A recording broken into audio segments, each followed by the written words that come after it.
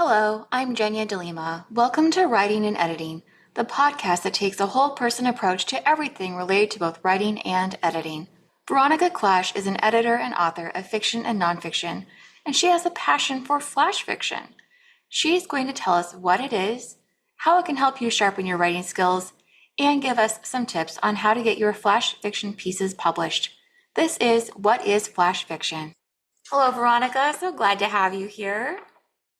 Thank you so much for having me. I'm excited to speak with you today. Yeah, me too. We haven't really talked about flash fiction before, and I think that it's going to just be an interesting subject for a lot of people to not just hear about it, but see what some of the possibilities are with it. I am ready to talk about Flash with anyone at any time for as long as they will let me. So Oh, perfect. Well, how about half an hour? No. excited. So first, how do you define flash fiction? What makes it different from, say, a short story or a novella or any other type of short form fiction? Yeah, so I think for most people, it's fairly easy to define Flash fiction. Generally, it is 1,000 words and under. There's a pretty hard line when it comes to word count. Some magazine venues are a little more flexible. They'll go up to maybe 1,200, 1,500. But I think once you get below 1,000, you're kind of starting to move into what's known as micro fiction territory, but it falls under that similar umbrella. But beyond the sort of hard line of the word count, flash fiction tends to have a certain urgency to it that you may not find in a short story. And obviously, a novella is a lot longer and gives the writer a lot more space to explore. And when it comes to flash fiction, really the reader is being dropped immediately into the action. There's no time for throat clearing of like, okay, I'm going to tell you a story. Get ready for the story. Here's the background for the story. Are you ready for the story? There's none of that happening. This is the story. You're in it and you just kind of hit the ground running. That only makes sense. And I see this a little bit with picture books where it's sort of that same idea where we don't really have time for setting up backstory because picture books are limited usually to 1,000 words. So it's kind of that same feel. How does this affect your plotting and character development? Can you tell us a little bit about each of those? There might be a slight misconception when it comes to flash fiction that it can almost just be musings, right? Just a moment in this character's life. But true flash fiction does have a narrative to it. Now, whether it can be more experimental than most longer fiction, for sure, and that is definitely part of the fun of writing flash, but there definitely is a sense of change or development within the character. So if you are starting, let's say you've chosen a particular moment in a character's life, let's say they're graduating from high school. You know, if you've chosen this particular moment of the character's life, it can't just be, we're at graduation and here's the character graduating. That's not really a story. Yeah, There exactly. needs to be conflict and tension. So maybe we're at the character's high school graduation and their father has shown up that they haven't seen in 10 years, right? So there's that tension like, oh, suddenly this moment has meaning. This is a meaningful moment in this character's life. And then, you know, maybe we're kind of watching the graduation ceremony and the characters kind of anticipating that moment of when they're going to have that conversation with their father. And it's possible that at the end, the father disappears. So they never got to have that conversation. So we still had that conflict building and the tension building for the character. And what needs to happen in this scenario, what needs to happen then at the end is maybe the character realizes they didn't need to have that conversation with their father. Having that conversation in their mind and resolving it for themselves was all they needed, and they're ready to start a new phase. So even though, we didn't get the dramatic sort of fireworks, there wasn't this like extreme thing happening, the character still went through a change in this singular moment. Right. Now, that's not to say that Flash always has to focus on a singular moment. It's just easier to do it that way. You can put an entire lifetime in under 1,000 words if you want to, if you're creative enough with your pacing and the tools that you're using. But there needs to be a shift. There needs to be a narrative.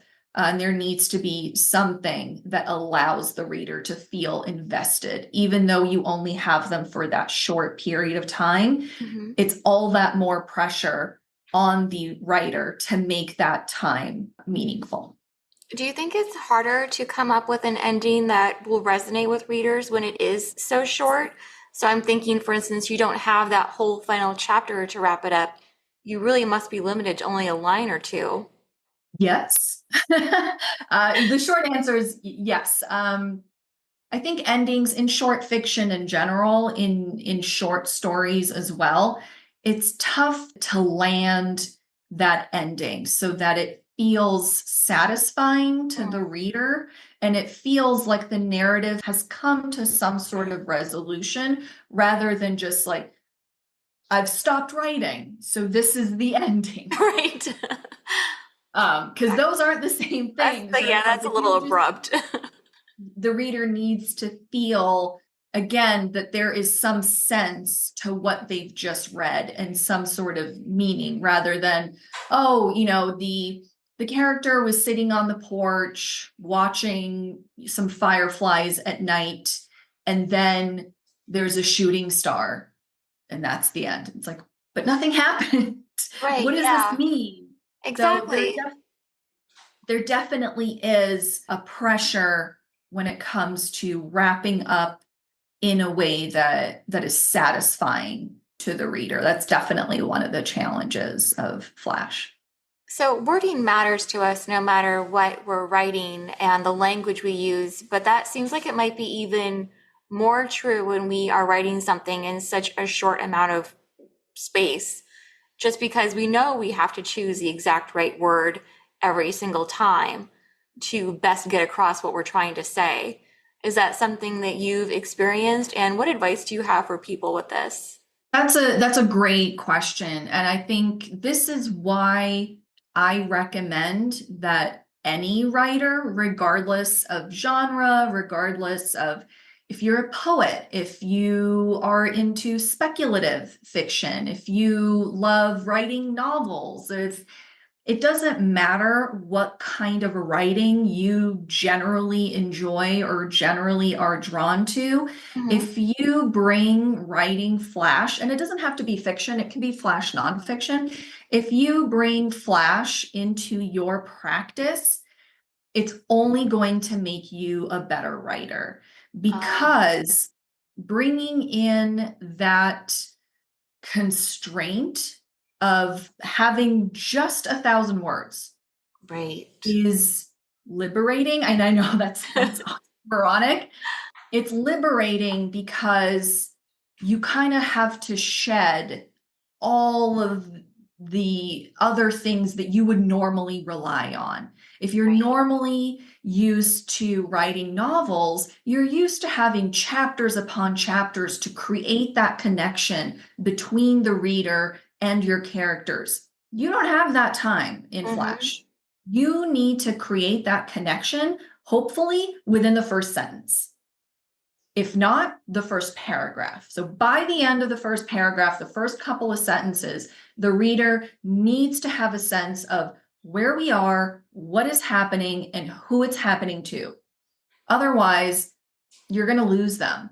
And there just simply isn't enough space. So to your question, this is why the word choice is so important. If you can find a way to say something in 3 words versus 5 sentences, that's a fantastic skill to have, right? No matter what you're writing. If you are able to, for example, going back to you're a novelist, if you are able to create that reader character connection in the first chapter, in the first page, not only are you able to have more space for other things to play with because the reader's already invested, but on a more industry level, it's easier to get an agent that way. If Mm, you are able to capture someone on the first page, that is very indicative of them being able to trust you for what you're going to do in subsequent pages. For example, let's say we're introducing a character and I say she has a ballerina's gait. That's 3 words, right? mm-hmm. A ballerina's gait. You have a mental image because a Oh, ballerina yes. is a very common social construct. When I say ballerina or when you read the word ballerina, you have an immediate image. Mm-hmm. So I don't have to say she was slender and graceful or Right. she moved with a dancer's ease. 3 words have conjured up something very specific for the reader. That's an excellent example, and I think it just showcases so well that we often can take what would be paragraphs of information and boil it down to some core element that's able to get across what we were trying to say, but without that extra wordiness. Yeah. And this is what I love about words and why I love Flash is because you can get so granular. Going back to a ballerina's gait, right? If I'm just reading those 3 words, there is so much I can extrapolate. So she has a ballerina's gait, but she's not a ballerina. So I can tell she's not a ballerina, but she moves like one. There's so much that you can interpret and kind of unpack from this very small space. And as a writer, I find that very exciting. I think it's a good exercise too in trusting our readers' intelligence, which is, advice we hear all the time because we are trusting them to make those inferences or those extrapolations from what little we've given them. Whereas again, if we had extra word count, and sometimes we do see writers do that where they're filling the space just to fill the space because they have some predetermined word count that they've decided is their goal, but it doesn't necessarily need to be the goal if it's not necessary for getting the story across. I love that you brought that up because one of my biggest things is I tend to leave things off the page rather than put them on because I feel like the reader writer relationship is one of inherent trust Mm-hmm. because readers are giving us their most valuable resource, their time. There's nothing more precious. So Yeah. they are trusting me to provide them with something, with a feeling, with an experience.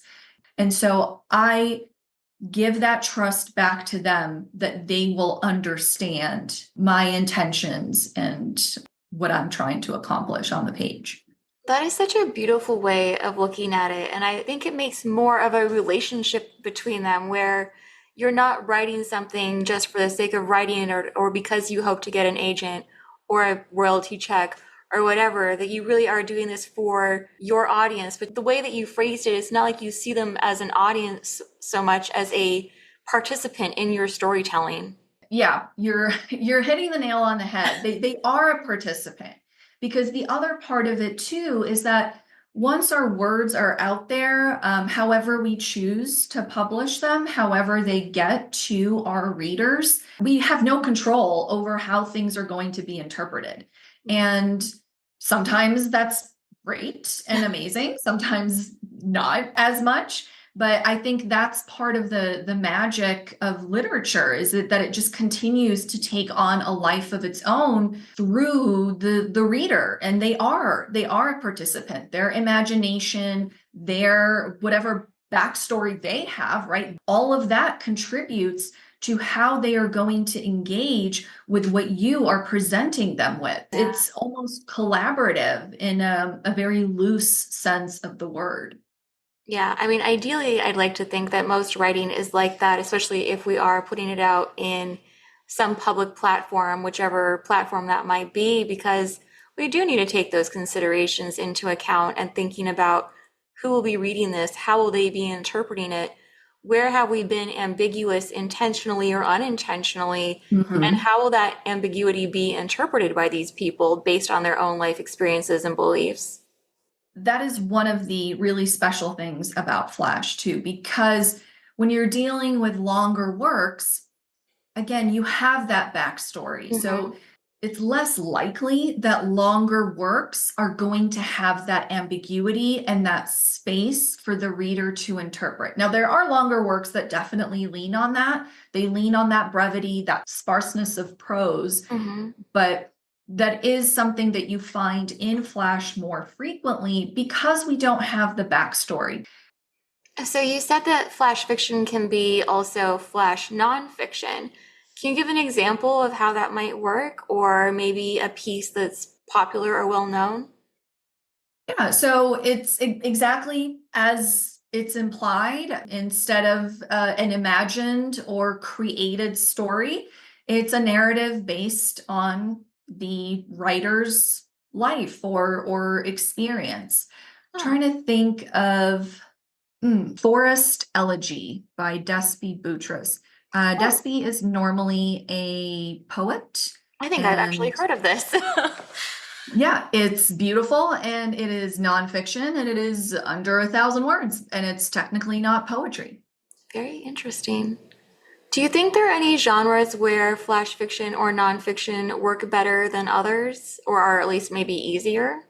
If you make the commitment to create a narrative and tell a story within that 1,000 words, it can be anything. And that's again going back to that whole the constraint is liberating. Yes. Things that you might not want to spend 90,000 to 120,000 words trying to experiment with, or things that might get old at that length, you can experiment with that. And there's so much flexibility within Flash. The idea of the hermit crab Flash, which essentially just means using a different type of written communication to tell a story. So, for Oh, okay. example, a crossword puzzle, any like a grocery list. So being able to tell a story within a written format that's Hmm. not usually used to How tell a story. interesting. Yeah, it sounds And I like think, you can really become creative with this. I mean, even more creative than just writing itself, but pushing away some of those parameters that we usually assign to written form. yes, 100%. And again, this is why I recommend that any writer, no matter what you're into, explores Flash. So it really gives you room to play in a way that's very accessible and it doesn't commit you to like a years Yeah, long process of exactly. And where you might feel like you have to push through and complete it, even though you're not really enjoying it or you're not happy with the result because it's just not really fitting you and your voice. yeah, it just encourages play in a way that longer form doesn't. So you mentioned agents. How would one go about getting their flash fiction published then? And where would they find an agent for flash fiction? It's pretty uncommon that agents seek out flash collections. Flash collections that are out there are generally published by small presses, so Mhm. you don't need an agent if you're a flash writer and this is what you mostly do. An agent is not really necessary unless you're kind of going into more of like the short story collections or longer works, novels, that type of thing. But in terms of publication, one of the other things that I love about Flash is that accessibility. There are so many outlets and venues that publish Flash online. They're free to read, they're free to submit to, and it gives you the ability to explore other people's work, really gain an understanding of that particular magazine's vision and taste. Mhm.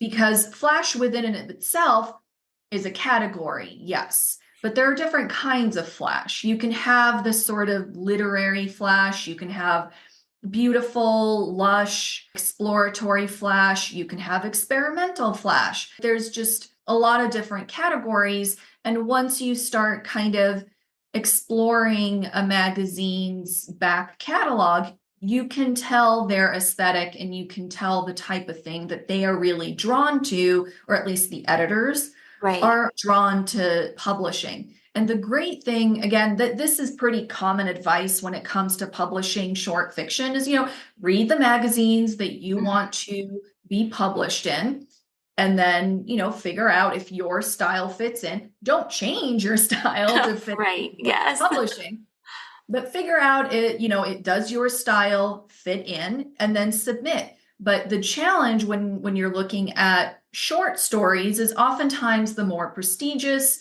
publications, you can't read their back catalog unless you buy it, Right. and you Exactly. can't submit to them unless you pay. Flash outlets are not like that. Most of Oh, them, even the most prestigious ones like Smoke Long, they're free. They're free to read. They're free to submit unless you're dealing with a contest. Normally there's a fee for that, but you can read a magazine's back catalog and really get a great sense of whether your work fits in, and also just get inspired. So if you are someone who's starting out in Flash, there are so many great magazines. So I mentioned Smoke Long. Obviously, I'm going to plug OK Donkey magazine, where I'm an associate editor. well, that only makes sense. Definitely check us out. Then you've got other places like Split Lip. They do short stories, poetry, and also Flash. Wigleaf is a great place for micros and Flash fiction. Flash Frog is one that's newer, but has really kind of emerged as a leader in the space. Their stuff is getting picked up for a lot of like best of anthologies. Oh, very Um, nice. so yeah, again, there's so many options. A good resource is Chill Subs, chillsubs.com. It's a great database of literary magazines.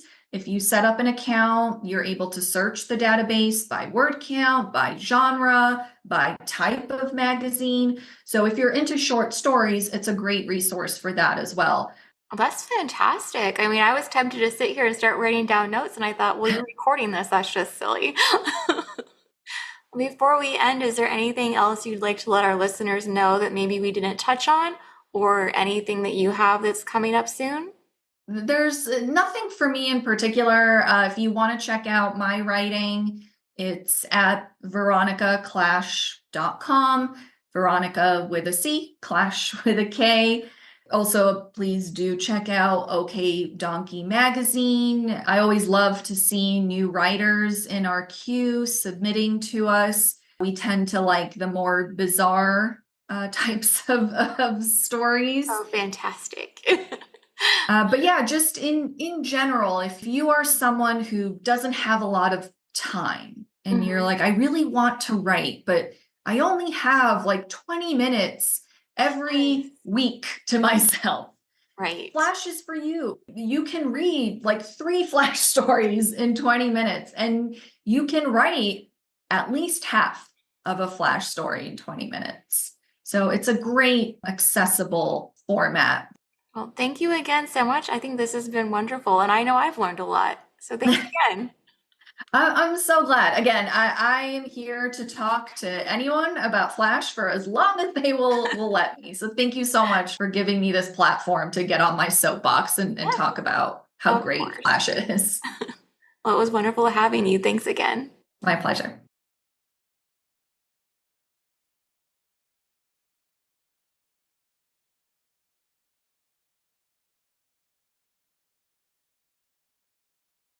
Thank you for listening, and be sure to check out the show notes for additional information. If you have any tips for writing flash fiction or a favorite piece you think others should read, please let me know using the fan mail option on Buzzsprout, and I'll share some of these responses on a future episode. And please join me next week when Polly Holyoke will be visiting to talk about writing for the middle grade audience. Thanks again!